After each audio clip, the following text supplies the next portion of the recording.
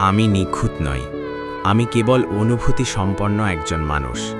আমার ভেতর রাগ আছে, অভিমান আছে, তবুও আমি চুপ থাকি। কারণ চুপ থাকা আমার দুর্বলতা নয়, এটাই আমার সবচেয়ে বড় শক্তি।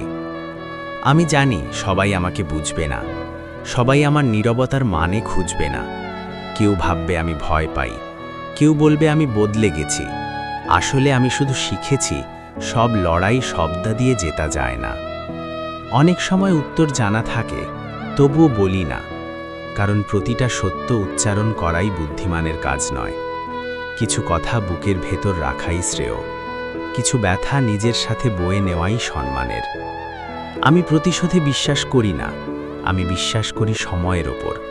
কারণ সময়ই সবচেয়ে নিখুঁত বিচারক। সে কারো প্রতি অন্যায় করে না।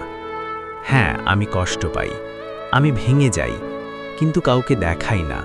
কারণ ভাঙা মানুষও নিজের ভেতরে এক অদ্ভুত শক্তি লুকিয়ে রাখে। আমি নিখুঁত নই, কিন্তু আমি সত্যি। আমি অভিনয় করি না, আমি অনুভব করি।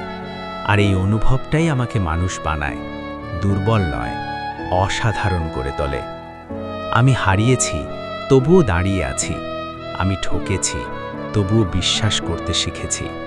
আমি কেঁদেছি অন্ধকারে, তবুও সকালে হাসি মুখে উঠেছি।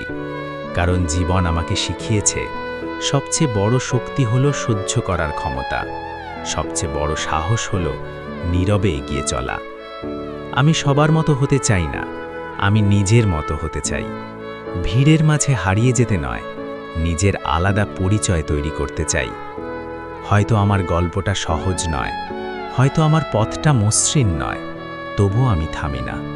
কারণ আমি জানি ঝড়ের পরেই আকাশ সবচেয়ে পরিষ্কার হয়।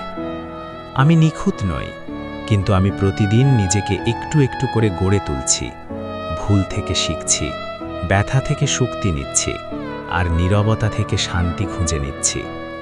আমি কেবল একজন মানুষ, অনুভূতি সম্পন্ন, ভুল করা, ভালোবাসতে জানা। এটাই আমার পরিচয়, এটাই আমার গর্ব।